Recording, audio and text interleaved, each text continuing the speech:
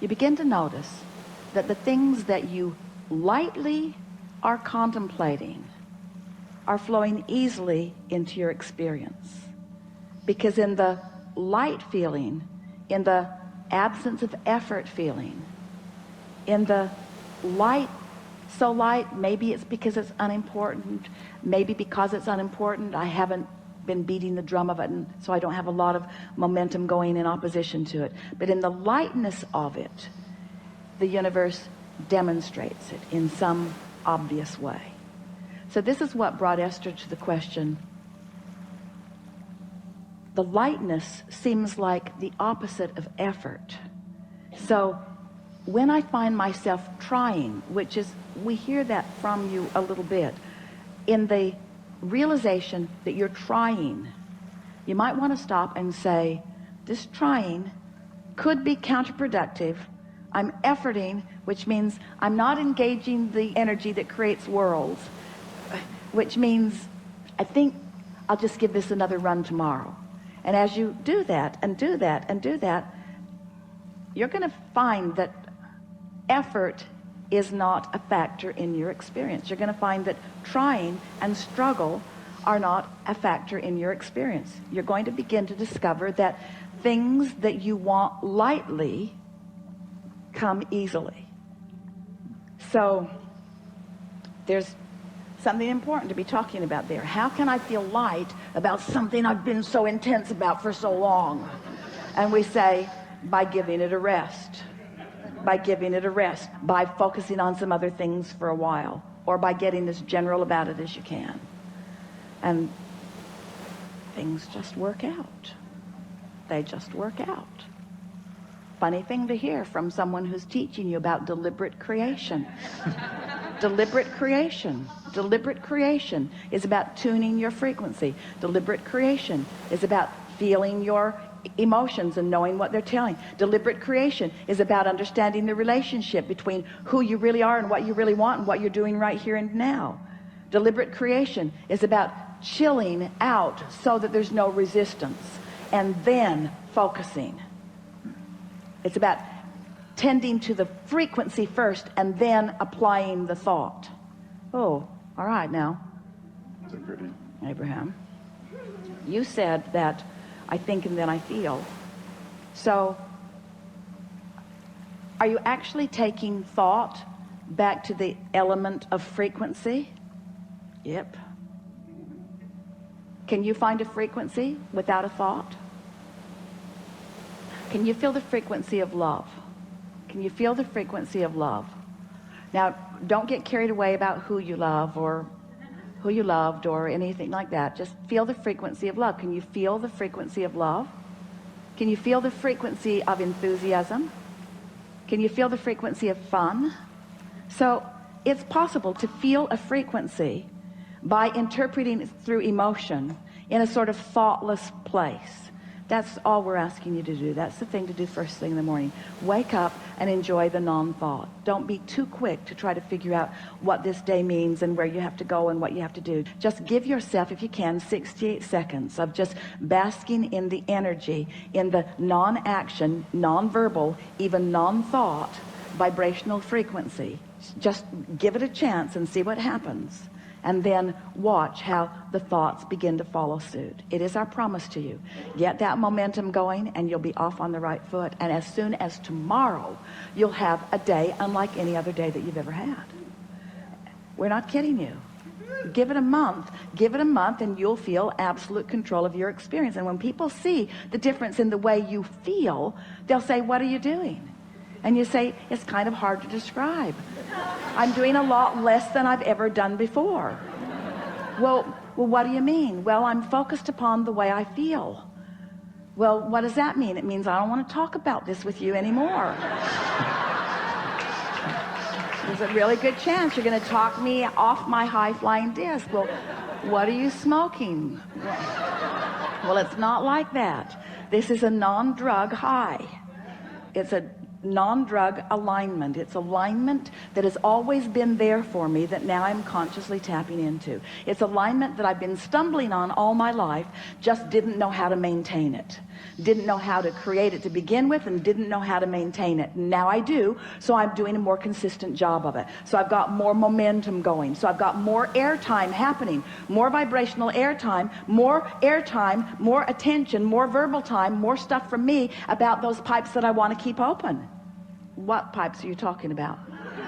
Well, you see, there's this path of least resistance between me and everything else, and it's a path of least resistance between me and what I want, and it's a path of least resistance between me and what I don't want.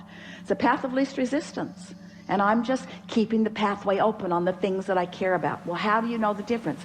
Things I care about that I really want feel good to me when I think about them. When I'm focused upon what I want, it always feels good. When I'm focused in opposition, it never feels good. Oh, seems too simplistic to me, they'll say. I know, it did to me at first. That's why I tried to make it harder than it needed to be. I mean, harder than it needed to be for quite a while. And then who knew? I'm supposed to feel good. Life is supposed to be fun. I have endless unseen energies that have my back, who know what I want, who are pointing the way.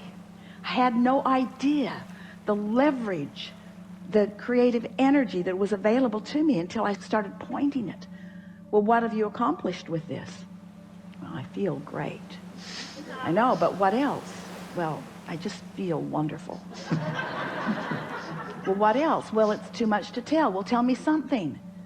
Well, I just feel great. I feel great, and mostly nice people are around me, and people who used to bother me aren't coming around, and some of them that used to bother me don't bother me anymore. And ideas come more easily to me. I'm more intuitive. I'm more clear-minded. The things that occur to me occur in better timing. So when I act on them, I get more immediate results.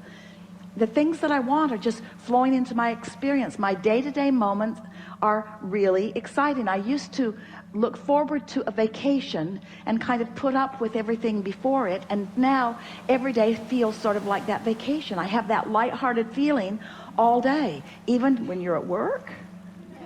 Yeah, especially when I'm at work, because I feel purposeful there, and I feel momentum there, and there's this give and take thing that happens with me at work where we're all winning as a result of our co-creating together. It's some of the best time that I spend is when I'm at work. So many lovely people in this world. Have you noticed? Well, not so much. I haven't noticed that so much. Well, that's because I'm on my high-flying disc. I know that's what. Well, now tell me about this stupid disc. How did you get on this high-flying disc? I was born there. I was born there.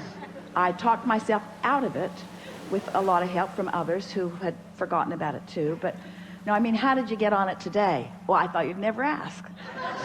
Well, this morning when I woke up, I just thought happy thoughts.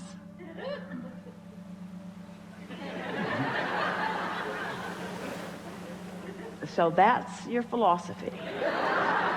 You just think happy thoughts. Yeah? I stopped watching television for the most part. There's some shows I really like that I am recording and watching, fast forwarding through all the commercials, which means television won't be around for long because, yeah, just think happy thoughts. Hang around with people who feel good mostly. Think of reasons to feel good. But mostly, I just get up looking for a reason to feel good and almost always find it immediately. And then I milk it. Some people will think that it's too simplistic, but as you begin to demonstrate how great you feel, and as they begin to see, especially those who know you, the things that they've been hearing you talk about, as they begin to see those things flowing into your experience, as they begin to see your prosperity improving and your laughter more obvious and common, and they begin to notice how clear-minded you are and what good timing you have, what good comedic timing, what good intellectual timing, what good psychological timing, just what good timing. it's going to be so noticeable. You are going to be such powerful demonstrators of those who have accessed and harnessed and directed the energy that creates worlds, that a sort of euphoric feeling of joyful invincibility is going to be yours, to the point that when people point out even the most serious seeming from their perspective of problems, you're going to stand solid in your knowing of all is wellness, and you're going to support them in the same way that Source supports you, by not freaking out because they have chosen a lower flying disc. And before you know it, you won't freak out when you find a lower flying disc either. You'll understand how it works. You'll understand that, this is just a step one moment, and that's all part of the process. I'm predominantly now, for the first several years of my life, I was predominantly in step 3, because I was born that way. Then those around me began insisting that I become more accountable, which meant try to compensate for their inability to stay on their disc. We hope you heard that in the way we meant it. So then I had sort of a rough ride for a while, where I was having predominantly step 1 moments. What are step 1 moments? Contrasting moments where I know what I don't want, so I know what I do want. I know what I don't want, so I know what I do want. So I was asking for quite a few years of my life. I was predominantly doing step 1 moments, stumbling accidentally into alignment, but not really knowing what I was doing. But it was a good plan, because during that step 1 phase of my life experience, all of you have passed through that now. I filled my vortex with all kinds of specifics that matter to me. And now you're in the step 3 phase of your life experience, where now getting on the high flying disc, that's your work, that's your work, that's your work, that's your work, that's your work. So I'm done, Abraham, I'm not going to create anymore. Oh no, because you're not going to stay on the high flying disc. You're going to dip, you're going to still have step 1 moments, but you're predominantly going to be living step 3 moments. Occasional step 1 moments, because you can't not expand. You want to continue to clarify, but predominantly step 3 moments. You see what we're getting at? How can I assure predominant step 3 moments? By making sure every day at least starts there. And if we have done the best sales job that we have ever done about anything, we've convinced you to at least give it a go, to at least try to see what happens. And we would so love a repeat of this gathering with these identical magnificent beings 30 days from today, to hear from you what has happened since you have found and established and maintained and enjoyed and understood what it feels like to be on that light-hearted, good feeling high flying disc.